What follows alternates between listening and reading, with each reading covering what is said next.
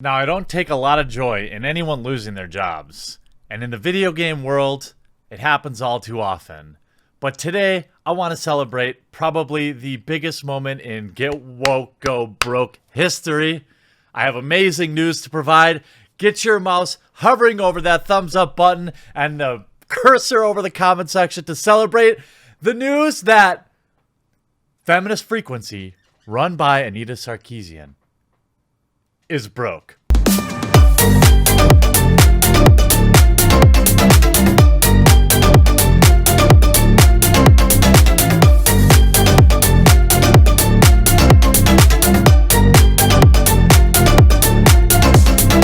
Now. All jokes aside, I think it's a great time. I knew something was up when Polygon and all the other video game outlets were putting out these weird articles. I knew something was up when there were tweets about CD Projekt Red trying to get money out of them to advise on Cyberpunk 2077. I knew it. And not only do we have basically irrefutable evidence in terms of their financial records, because as an agency or as a company that wanted to register as a nonprofit, they then had to publish their earnings records. So reluctantly, they probably had to share the information with us. But also there's a lot of happenstance and other information that helps build the case that it is pretty clear that this organization is broke.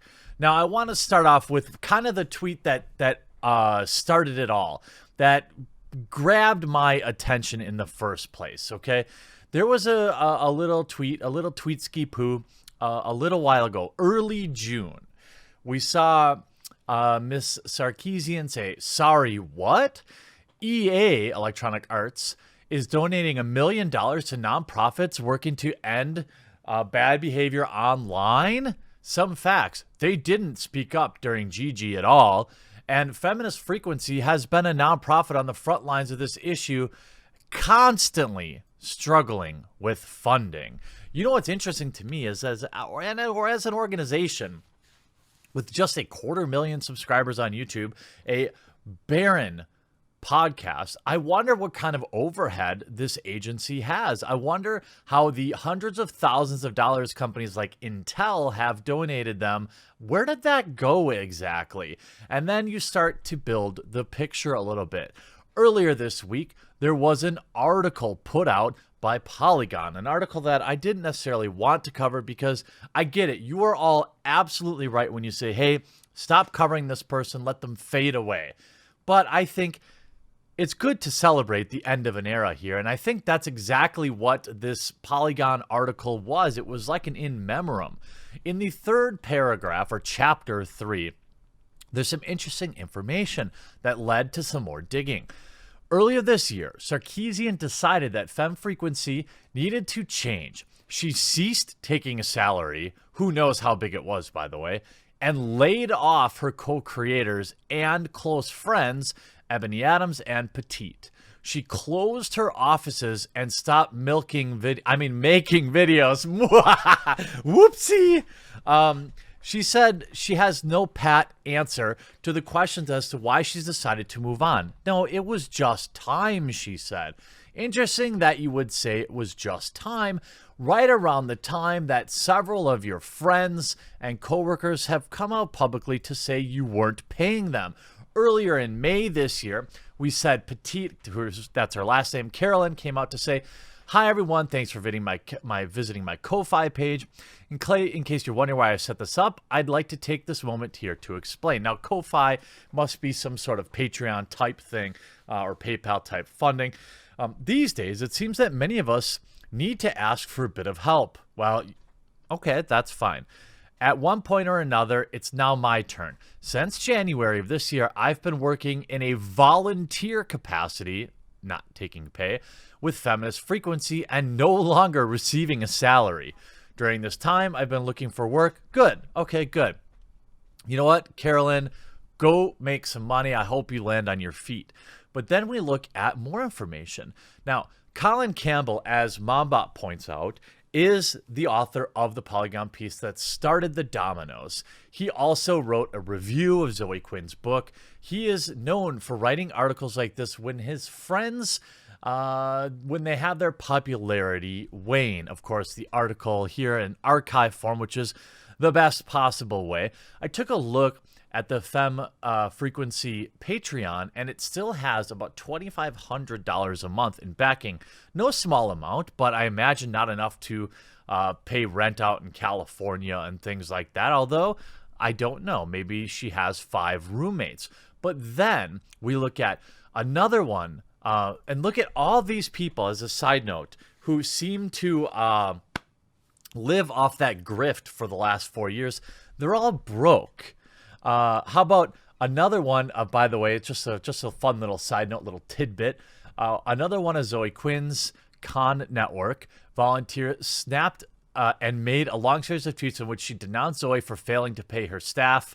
They also call her Kickstarter a scam, which is obviously, we know many thousands of dollars were raised for this game. I believe Jim Sterling voiced a character in the game. The game will never come out. And Zoe Quinn is also broke. Maybe we'll make a Zoe Quinn is broke video next.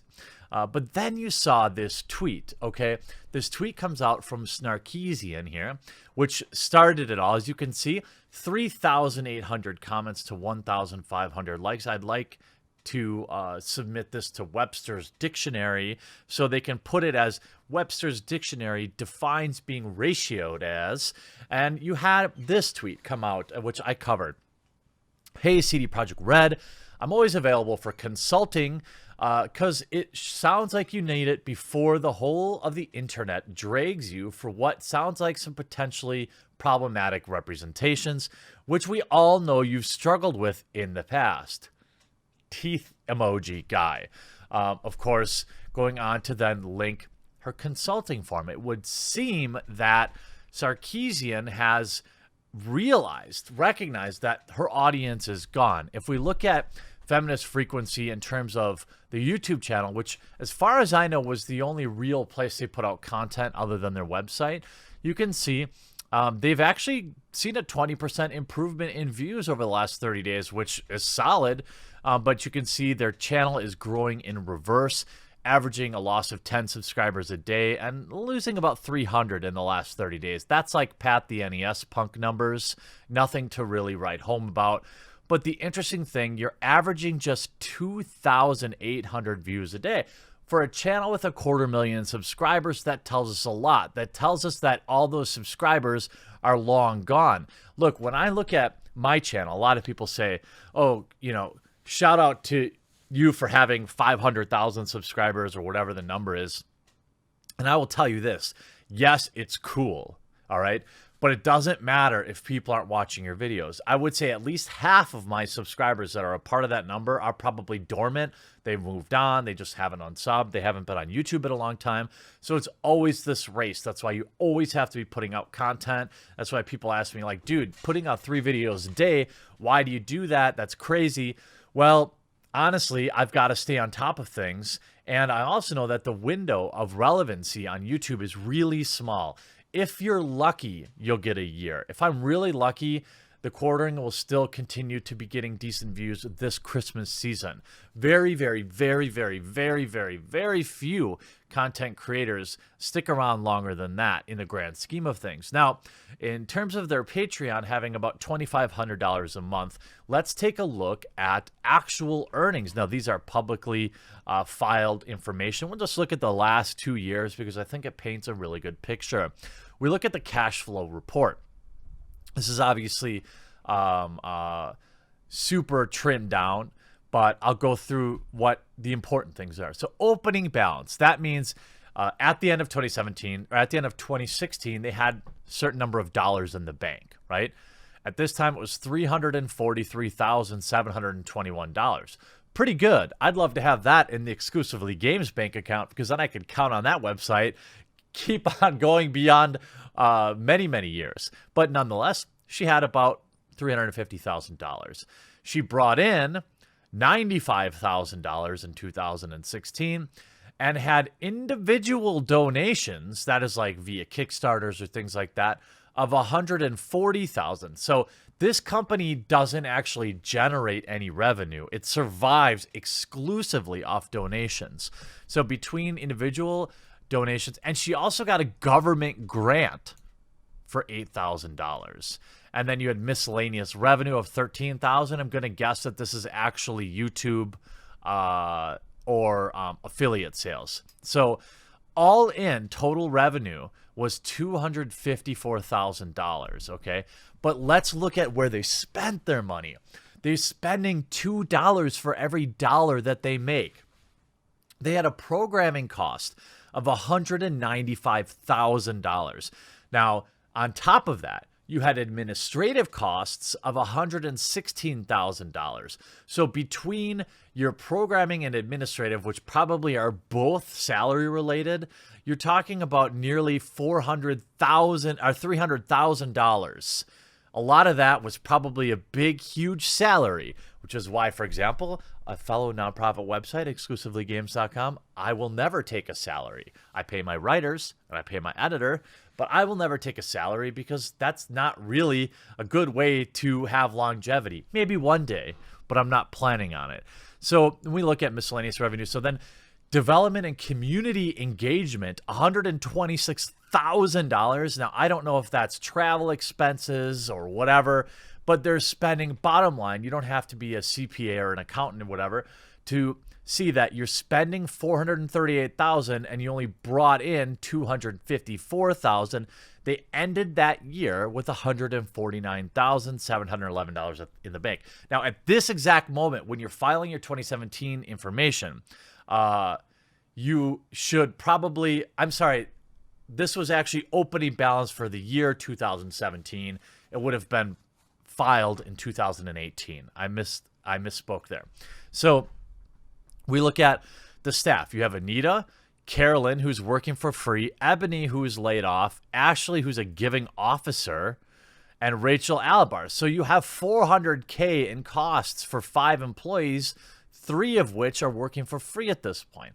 Now we'll look at the financial data from 2018. This is filed in early 2019 as far as I remember. Cash flow, they opened with $157,490, which is weird because there was randomly $7,500 not included. Maybe that was the grant, $7,800. Is that the difference? 149.7 plus 78. No, that doesn't necessarily add up, does it? Whatever. They say you open with 157,000. You made you brought in 197,000.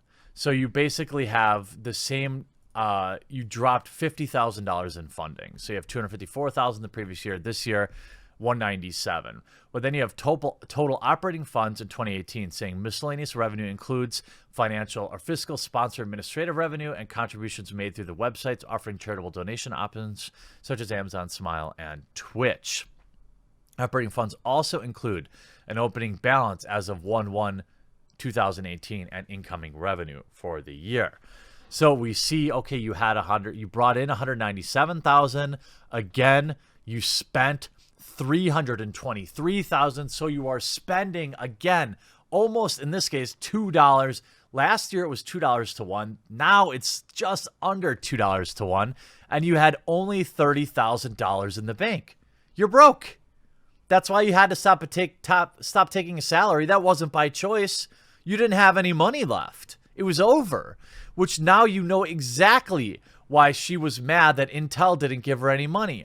You know exactly why she was trying to get money from CD Projekt Red's Cyberpunk 2077 game. There's no money left. It's over. The well is dried up. Celebrate it. It's the end of an era. Now, usually at the end of one's life cycle, they become very unpredictable, as we see with modern day journalists, right? So we're going to want to watch, because I would be willing to bet there's going to be some narratives getting pushed here, which is exactly why we saw that article from Polygon. So as I always will tell you, do not contact this person. Let's just silently stay over here and watch it from afar. And thank goodness that people finally wised up or moved on and started putting their money elsewhere. I hope you enjoyed this video as much as I enjoyed making it. We'll talk to you again real soon.